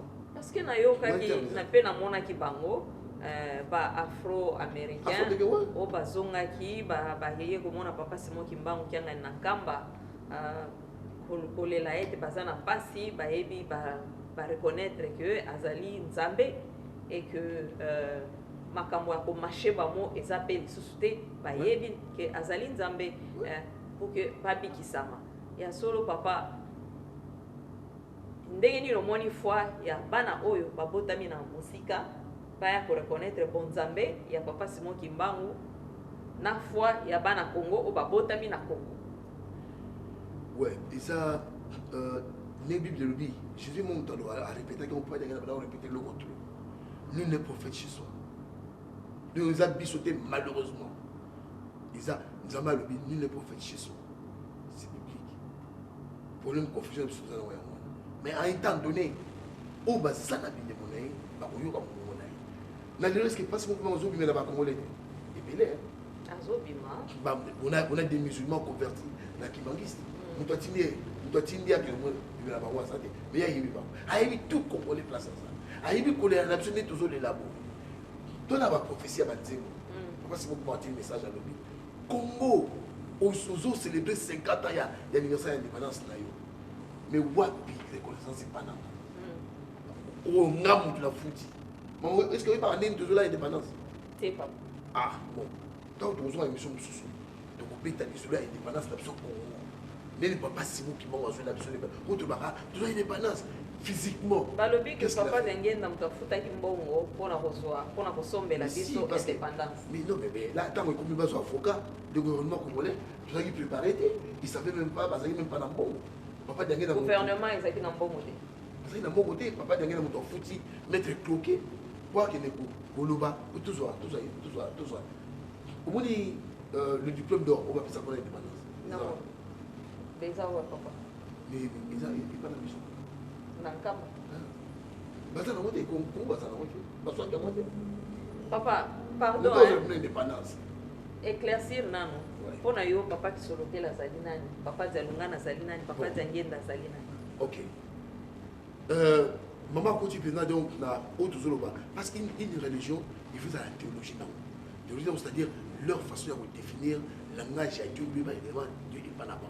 Donc il a le profond il y a qui manque ici. Oh tu vois donc la Trinité réincarnée n'a pas de qui manque. Papa de dans lobby bah nous avons enseigné mon kili lobby. Parce que mon kili pour attendre à sur le bana 2 Corinthiens 16. Alors nous avons arrivé à refaire dans la Bible. Enfin, la forme. À refaire dans la forme à vos motos, parce que même temps, papa, quand on a prière, il y a Jésus, notre Père qui est aux cieux, que ton règne vienne. Que ta volonté soit faite sur la terre. Ceux qui, Nicolo, Ezali, et Sika, Kitinaye, Ezali. Et que makolo na ezali na mapele et sika ezali marche bien na. Maintenant siko ceux qui ont baigné que ton règne vienne. Akosala ni obengi mutu po vient. Akosala ni soka sa vanda ki na kiti. Akotele foatele. Soit télé na mabele. Akotele mazala mabele. Mais au moins quand même maman je vais poser question mogo. Exactement pertinente. Peut-être pas ça besoin de signe faut attendre. Parler de la Trinité qui nourrit. Alors, il faut au moins tout ça parce qu'il faudra bien démontrer aussi. Parce que au bout ça n'a été il y a papa de Lungana et tout ça. N'a même pas sur le abordant parce que ça va qu'on nous prendre encore 2 ou 3 heures. Papa, prochainement tu vas continuer par l'émission. Parce que Jésus avait promis retourner. Même si on va demander toujours, on se sépare. Parce que nous sommes tous à mesure, il y a répondre à la question là, nous sommes on a eu Jésus, nous allons na Kadima Dieu, nous allons na. Parce que dans le il y a Goya, maman, il y a pas de nous allons na Batao dans lobby que biso, nous allons Kimbango ya qui pona ko lobela pour annoncer mission na ye. Ouais. Ça est belé. Bato ebele bazali baye mutuna kombo na ye mais bango nyonso tout bazali ko se focaliser sur ba prophétie à papa Simon Kimbango non Simon Kimbango est venu prophétiser sur moi et pour moi pour que ngai il est venu déblayer mon chemin voilà donc maman si on n'avait pas la prophétie que Jésus a besoin nous soit ngabeta disolo que Jésus a besoin il a pas faux partout il est sur le chemin il revient bientôt. Mais naïvité ceux qui m'ont dit qu'il est déjà venu. Naïvité. Il est facile de dire qu'il revient. Bon, sur le lobby, il revient bientôt. Au Kutanaki Nae ou au Pesana qui rendez-vous place Nini ou Anande Rosala. Est-ce que soit on a facile à remarquer, mais là il est déjà revenu. Aïe, par toute une question, il est. Merci mingi papa ndenge tolobaka tokomi kokende koshute na programme na biso yango wana problème ezalaka nde ngonga papa conclusion nini okoki kozala na yango mpona likambo oyo conclusion na biso ezali pasi ya bakongolais ya biso bakongolais butu ya kosa différence entre église kimbangiste na l'état congolais. L'église kimbangiste est universelle mais eza quand même ebandi na Congo ça fait bakongo tokozala épargné te proposition na biso ezali bozonga na prophétie discours papa Simon Kimon. Qu'est-ce qu'il a dit?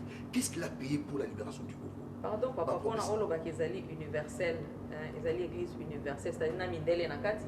Oui, mais na kati. Donc ezali kaka pona ba mwindu te. Non, c'est pas seulement pour les noirs. OK papa continue na conclusion. Attention. Aloba kinini. Pourquoi toujours souffrir? Cause na biso zanini. Biso ngisi lobi ke ko négliger, ko ignorer, ko longolai na cadre pour ça ba biso. Il faut toujours y aller. Si vous avez des vous proposez et vous avez des gens qui sont total. Mais il faut tout ce qui est là, toujours y aller. Donc, merci beaucoup, Bandeko Balandi, Boyoki, papa, pasteur JP Kalonga, Azalaki, très clair, na malobanaye, Tokolukelaye. Esika mosusu te tokolukelaye na nkamba nzambe oyo bozoluka ba solution tozoluka ezali na se ya makolo ya nzambe na biso na nkamba o mata okita okende gauche droite solution ekoya nango te ata ozwi bambunda obeti ata ofingi te ata otosi te solution ezali na nkamba. Donc merci mingi Bandeko Balandi na ndenge bolandi biso et Zalaki éveil kimbangiste pe foi et culture intervention nabiso et pesamelaki na papa pasteur papa Jean-Pierre Kalonga pe présentation à émission ezali na ngai wa bino ndeko mama Dédé ndenge boyebeli ngai Augustine Kasambwe tozwaki lisungi ya papa Nazeli Mpanga pe papa Nils Tancred pona kozwa ba image pe sonorisation de to ceux qui bolingi ko contacter biso bolanda kaka ba détail ba contact oyo ezoleka na kati ya émission oyo pe na ba website na biso. Et puis, bomeka kososola de toputani susu mbala sima tozongisi merci pe nzambe papa Simon Kimbangu kiangani apambola bino na mabota na bino. Merci. Ojali njambe mokili mobimba mokumbisa yo Kimbangu kiangani olongi mokili Ojali njambe mokili mobimba mokumbisa yo Kimbangu kiangani olongi mokili Liloba na yo ekoki koleka te sino kosalema Solo ojali njambe kati na bato Liloba na yo ekoki koleka te sino kosalema Solo ojali njambe kati na bato Ojali njambe mokili mobimba mokumbisa yo Kimbangu kiangani olongi mokili Ojali njambe mokili mobimba mokumbisa yo Kimbangu kiangani olongi mokili Liloba na yo ekoki koleka te sino kosalema Solo ojali njambe kati na bato Liloba na yo ekoki koleka te sino kosalema Solo ojali njambe kati na bato Ojali njambe mokili mobimba mokumbisa yo Kimbangu kiangani olongi mokili Ojali njambe mokili mobimba mokumbisa yo Kimbangu kiangani olongi mokili Liloba na yo ekoki ekoki koleka te sino ekosalema solo ojali nzambe kati na bato liloba na yo ekoki koleka te sino ekosalema solo ojali nzambe kati na bato mokili mobimba miso na bango matali na yelusemi esika yo nzambe waba nzambe ofandi elombe na kombo ya simiotima mukembani mokili mososo liete ijali na yo pesa kimya na mabota masoma jali kolukayo bamona monene nayo basepela kipangu yangali pesa kimya na mikili misomi jali kolukayo bamona monene nayo basepela etata loba mongongo nayo tata loba mongongo nayo mindele bayindo bajali kojela liloba nayo kimbangu mukili mojali konguluma ayale mabatu masili kimbangu kiangani oningisi mokili mojali konguluma ayale mabatu masili kimbangu kiangani oningisi mokili mobimba miso na bango matali na yelusemi esika yo nzambe waba nzambe ofandi elombe na kombo ya simiotima mukembani mokili mososo liete ijali na yo pesa kimya na mabota masoma jali kolukayo bamona monene nayo basepela kipangu yangali pesa kimya na mikili misomi jali kolukayo bamona monene nayo basepela etata loba mongongo nayo tata loba mongongo nayo mindele bayindo bajali kojela liloba nayo kimbangu mukili mojali konguluma ayale mabatu masili kimbangu kiangani oningisi mokili mojali konguluma ayale mabatu masili kimbangu kiangani oningisi mokili ojali njande olongi mokili ojali njande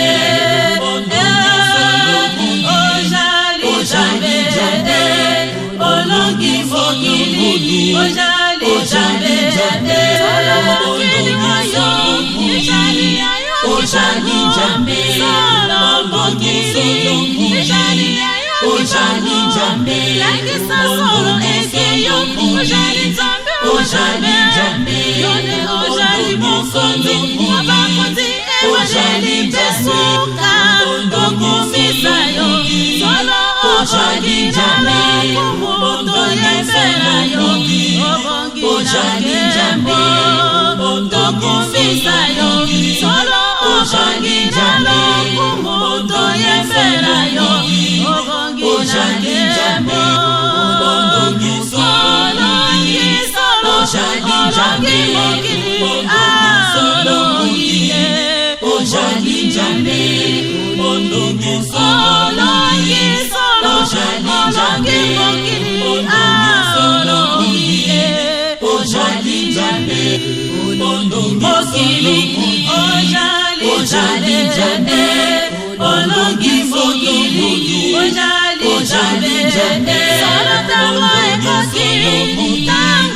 ojali njambe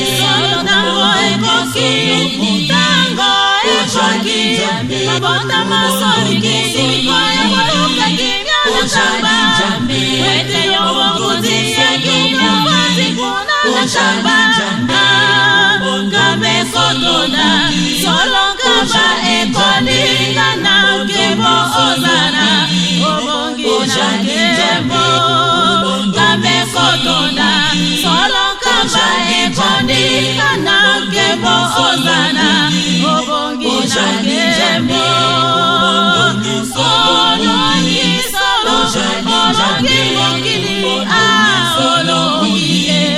ojali njambe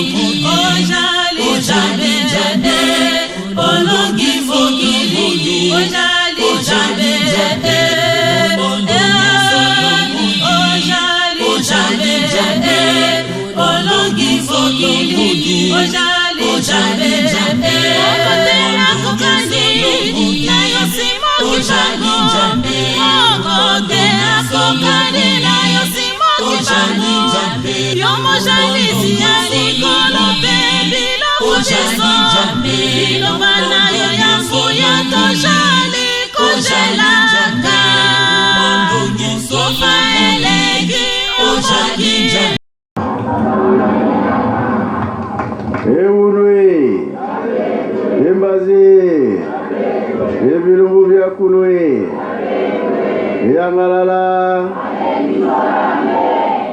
Kombo tata mwana pe tata molimo santo.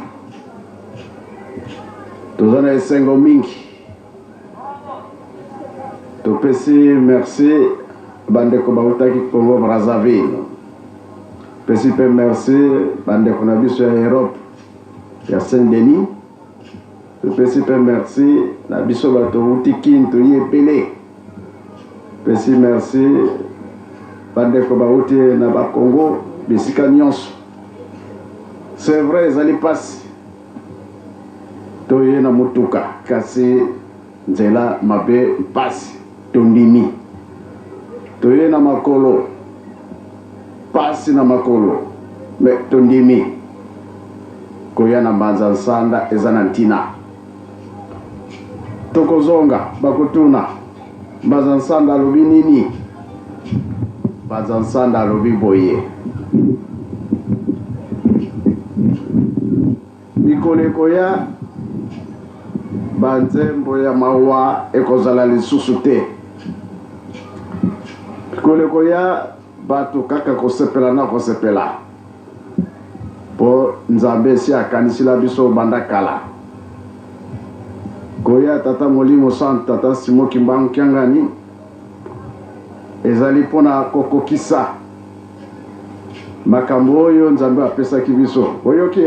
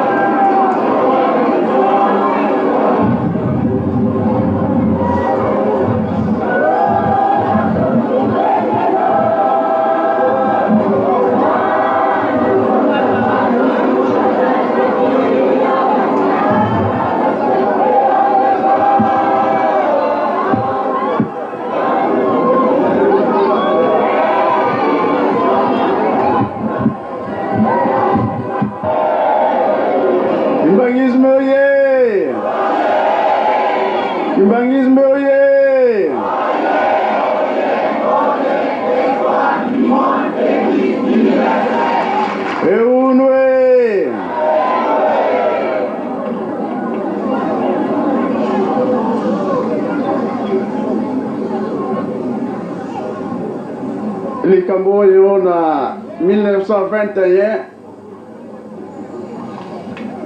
ntango bakoko na biso bayaki awa ye awa nde ateyaka mingi koleka na nkamba pamba te kuna esalaki na ye kaka 2 mois me awa 3 mois yango nde toye kozwa nzela nde napesi bino merci biso banso toye awa tozali ndambu te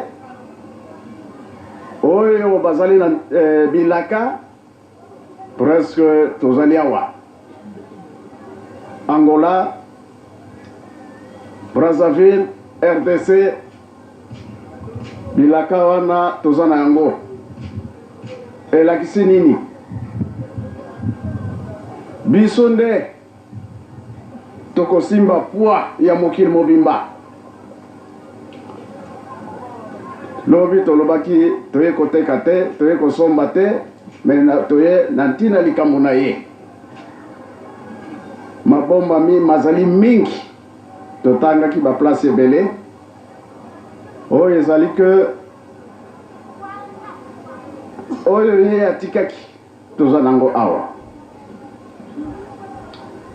kuna na nkamba presque nde likolo oyo tolukaka soki olongi okoti nkamba omoni nini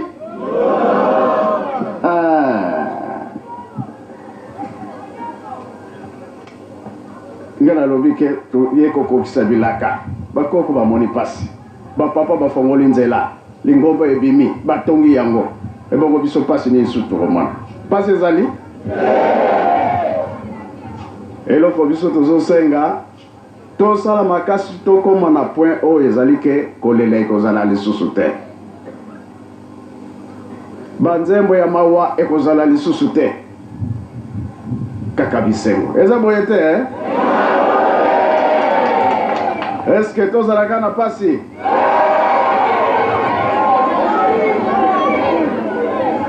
yango bakotuna mbe mpona nini papa ye alobaki bongo toye komona sekre awa tokokisa bilaka tokokisi yango te ekasi etikali place moko na Brazzaville tokosala programme tokende na Brazzaville ntango papa alobaki ete kunzulu nyoka oyo akosaka mama Eve na tata Adam kambo eza na kati ya kunzulu ntango bamisicien bakwesaka nzete wana bosalaka combien de jours 3 jours nyoka wana azalaki kuna na likolo ya nzete avant papa tika biso ezala mama ezala bato nyonso baza kolanda ye bapapa bobe témoin papa dite le témoin bato mingi papa akendaki place ya ye moko kuna lisusu atiaki maboko na moto ndenge kaka papa kimbango asalaki awa yango nalobi tokosala programme tokende na la fête ya le 12 octobre si ma fête makanisi na biso vers fin de l'année pardon tosala tour na Brazzaville tokoma na esika wana misala ya papa ekwei mingi tokende bie tokende te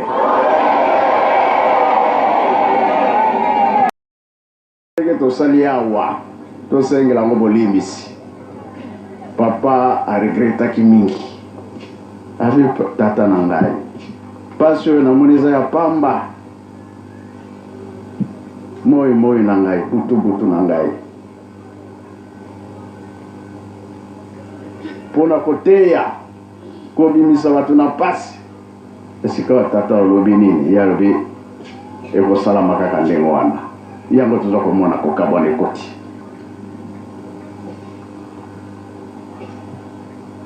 nasepelaka mingi bato oyo babombaka makambo soki totali na ya papa kimba na batata na biso misato eza ebele soki tofongoli yango lelo moi mobimba nakoyoka ekosila te ekozwa mikolo ebele toyoka kona bakasete mosusu mbala mosusu kasete ezalaki nango te eza na bakaye mosusu akoyebisa motu akote mpo na nini ezalaka alobi yango na motu wana abomba parce que secret kino ntango wana ekokoka ekobima eza boye te soki tolobi bilaka mpona kokokisa bilaka yango oyo tozali kokokisa toyibenge papa Kimbangu asalaki yango na 21 papa Mfumalongo ayaki na 63 basenga mpe bolimbisi ya 3e fois nde toya boye te bongo wana tokobenga ngo nini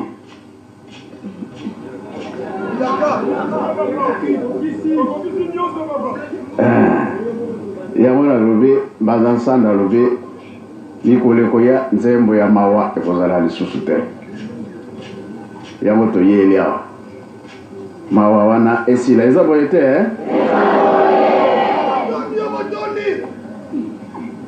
tomoni mpasi na nzela pongi eza susu te parce que kokende na kokende mondele moko ya tumba alongwe na tumba ake na nkama na makolo batunaki pardon mpo na nini yo osali boye yabi te ntango nyonso namonaka bakimbangiste bakendaka na makolo na nkamba nga mpe tika nasala sacrifice ya ngai ye alobi nazangi motuka te me motuka ezali nasali yango mpo namonaka yango eza mapamboli retour na ye azwi camion azongi na ye mundele alingaka koyoka mpasi te boyebi yango kasi ye alobi bakimbangiste namonaka bango bakendaka na nkamba na makolo tumba kamba eza mosika miracle makasi papa Kimbangu asalaka na 21 alamisaka mama Dina autaka wapi na tumba 3 jours ya poli wana biso batoye na makolo to regrette te biso toye na camion malgré pas to regrette te nzela ya mabe kinge bazubilia filmu camion kwa diyo sango Papi enveloppe tozali papa. Et voilà.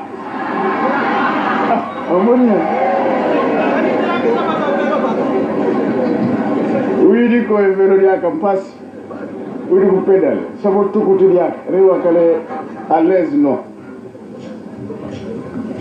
Les Kamboya Souka, tu l'as vu, Nzela toye laki ngai na kozongela nzela wana.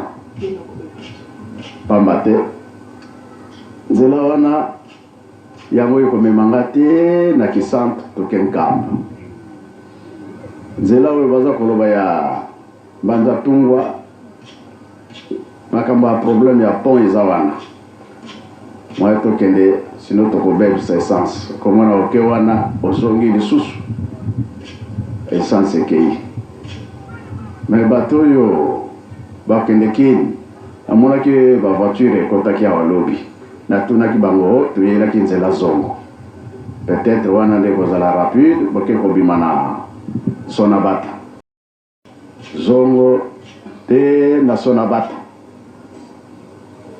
topekisi te mpo na nzela kini yango wana o tokende matali soki wapi kaka oyo ya kisantu bato ya velo ata ya makolo bakenaka ko problème za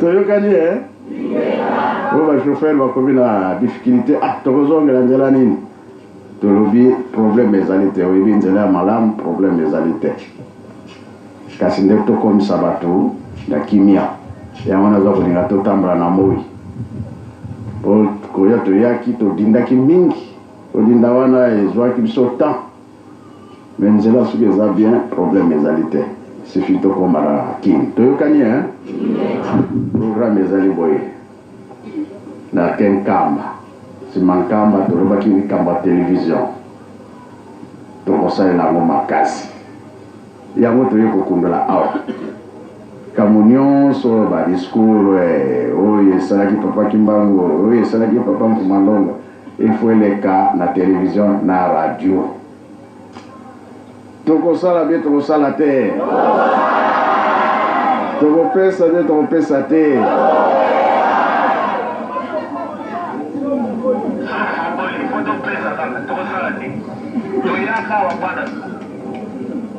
tuto ndele yimbanza sanda ndiko gireke kiasi kampira yeweno ya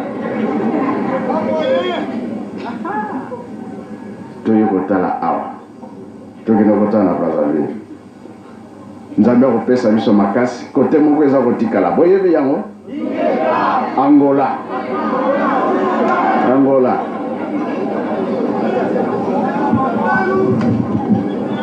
biso pona mbongo te kasi biso pona kuwelela milimo ya bato oyoki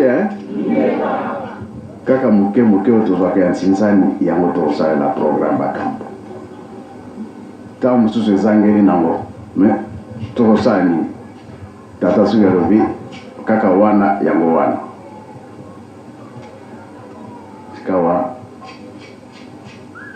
place wana toyebi yango te place mibale batangi toza kokende toyebi yango te bankaka malembe tukuendanga bankaka nkinu tukuendanga ora kuenda nkinu entima di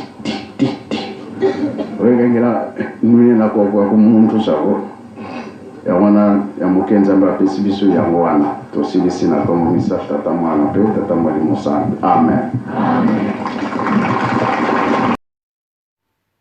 Ojali njambe mokili mobimba mongu misayo Imbangu kiangani olongi mokili Ojali njambe mokili mobimba mongu misayo Imbangu kiangani olongi mokili Mon père, c'était un homme, malgré on ne le connaît pas, et que nous considérons que vraiment notre vie, il est mort. Parce qu'il est fait ce qu'il fallait faire pour plaire à mon Dieu qui m'a mis au monde. Donc je partirai aussi de l'autre pour qu'ils vont.